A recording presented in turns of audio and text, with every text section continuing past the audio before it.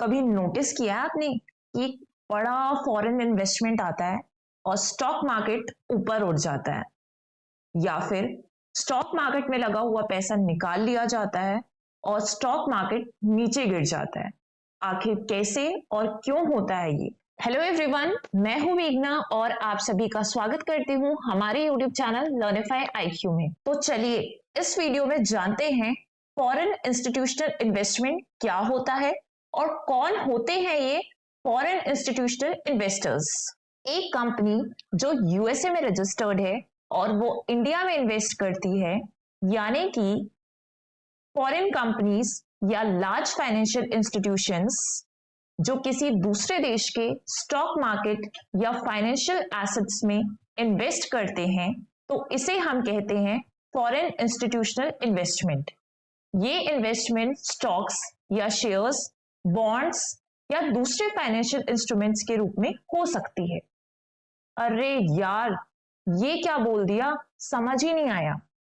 तो बिल्कुल टेंशन लेने की जरूरत नहीं है, मैं आपको समझाती हूँ एक एग्जाम्पल से। इमेजिन करिए कि टीम इंडिया का स्टॉक मार्केट है और ये इंटरनेशनल कोचेस हैं फॉरेन इंस्टीट्यूशनल इन्वेस्टर्स। ये फॉरेन कोचेस जो अलग अलग कंट्रीज जैसे Australia, south Africa and England से बिलोंग करते हैं और वो अपने नॉलेज, स्ट्रैटेजीज और रिसोर्सेस टीम इंडिया के परफॉर्मेंस को इंप्रूव करने के लिए करना चाहते हैं।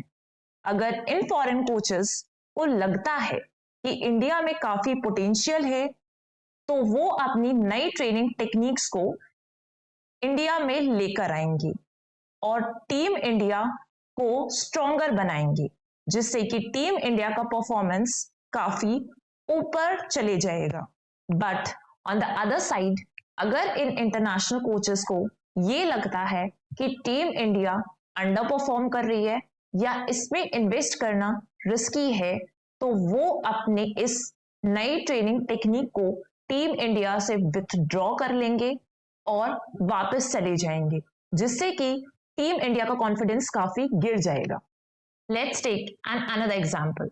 मान लीजिए कि इंडिया एक शॉपिंग मॉल है और फॉरेन इंस्टीट्यूशनल इन्वेस्टर्स वो बड़े इन्वेस्टर्स हैं जो इंडिया के मॉल में आके शॉपिंग करते हैं, यानी कि वो यहाँ पर आकर अलग अलग दुकानों से सामान खरीदते हैं, अलग अलग कंपनीज के शेयर्स खरीदते हैं।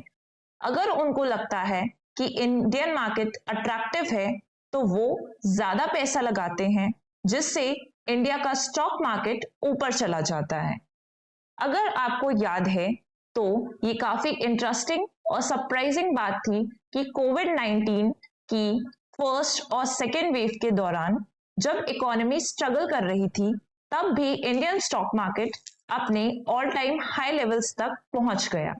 इसके पीछे कुछ की रीजंस थे, जैसे कि सेंट्रल बैंक्स के द्वारा पैसों की बारिश, लिक्विडिटी इंजेक्शन। कोविड के दौरान यूएस फेडरल रिजर्व, आरबीआई और दूसरे सेंट्रल बैंक्स ने इंटरेस्ट रेट कम कर दिए और बिलियंस ऑफ डॉलर्स मार्केट में इंजेक्ट किए। इस वजह से इन्वेस्टर्स के पास ज्यादा पैसे आए, जो उन्होंने इक्विटी यानी कि शेयर मार्केट में इन्वेस्ट किया। फॉरेन इंस्टीट्यूशनल इन्वेस्टर्स ने इंडियन स्टॉक मार्केट में बड़ी मात्रा में पैसा लगाया, क्योंकि इंडिया एक हाई ग्रोथ इमर्जिंग मार्केट है। यूएस और यूरोप जैसे डेवलप्ड मार्केट्स के कंपैरिजन में इंडिया में स्टॉक्स ज्यादा रिटर्न्स दे रहे थे। अगर उनको लगता है कि इंडियन मार्केट रिस्की है, तो वो अपना पैसा स्टॉक मार्केट से निकाल सकते हैं और किसी दूसरी कंट्री के मार्केट में जो उन्हें अट्रैक्टिव लगता है वो वहां इन्वेस्ट कर सकते हैं, जिससे कि इंडिया का स्टॉक मार्केट नीचे गिर जाता है।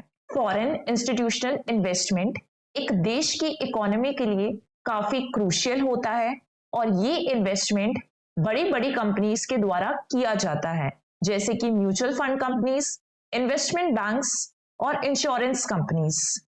एफआईआई जर्नली स्टॉक मार्केट में पैसा इन्वेस्ट करते हैं और स्टॉक मार्केट में इन इन्वेस्टमेंट के कारण काफी अनयूजुअल एक्टिविटीज देखने के लिए मिलती हैं, क्योंकि ये कंपनीज अपने साथ बहुत सारा पैसा लेकर आती हैं जो इन्वेस्ट करती हैं।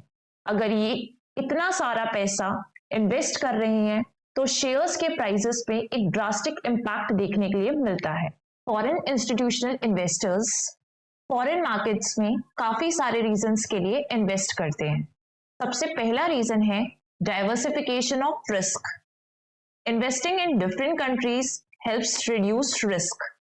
सपोज करिए कि आपने अलग अलग कंट्रीज के स्टॉक मार्केट में इन्वेस्ट किया हुआ है। किसी रीजन से किसी एक कंट्री का मार्केट क्रैश हो जाता है तो आपके जो अलग अलग कंट्रीज से होने वाले प्रॉफिट्स हैं वो उस लॉस को बैलेंस कर देते हैं। दूसरा रीजन है high returns and growth opportunities. कुछ इकोनॉमीज हैं, कुछ इमर्जिंग इकोनॉमीज हैं लाइक इंडिया, ये डेवलप्ड इकोनॉमीज जैसे कि यूएस और यूके से भी फास्टर ग्रो कर रही हैं। इंस्टीट्यूशंस ऐसे इमर्जिंग मार्केट्स में इन्वेस्ट करते हैं जहां उन्हें लगता है कि इन इकोनॉमीज में ग्रोथ पोटेंशियल काफी हाई है। इसके बाद अगला रीजन है बेटर इंटरेस्ट रेट्स। मान लीजिए कि आप अपनी होम कंट्री, अगर आप यूएस में रहते हैं और आप अपनी होम कंट्रीज में इन्वेस्ट करने जाते हैं, लेकिन आप देखते हैं कि वहां के इंटरेस्ट रेट्स काफी लो हैं, तो आपका मन होगा कि आप ऐसी कंट्रीज में इन्वेस्ट करें जहां पर इंटरेस्ट रेट्स काफी हाई हैं। इंटरेस्ट रेट्स हाई रहेंगे तो आपको बेटर रिटर्न्स मिलेंगे। इसके बाद आता है currency benefits. If a country's currency is expected to gain value, FIIs invest there to make extra profits. Next reason is access to new businesses.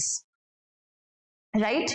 अगर आप फॉरेन मार्केट्स में इन्वेस्ट करते हैं तो ये ऐसे इंस्टीट्यूशंस को अलाउ करता है कि उनकी होम कंट्रीज में जो मार्केट्स या इंडस्ट्रीज अवेलेबल नहीं हैं वो दूसरी कंट्रीज में जाकर उन मार्केट्स पर या उन बिजनेसेस का एक्सेस ले सके।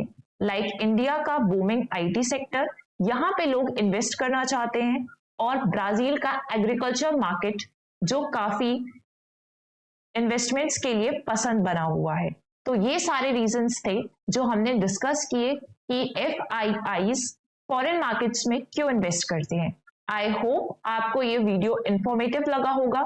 ऐसे ही और वीडियोस के लिए आप हमें फॉलो कर सकते हैं। Thanks for watching. If you found this useful, don't forget to like, share and subscribe. I will see in the next video. Take care and keep learning.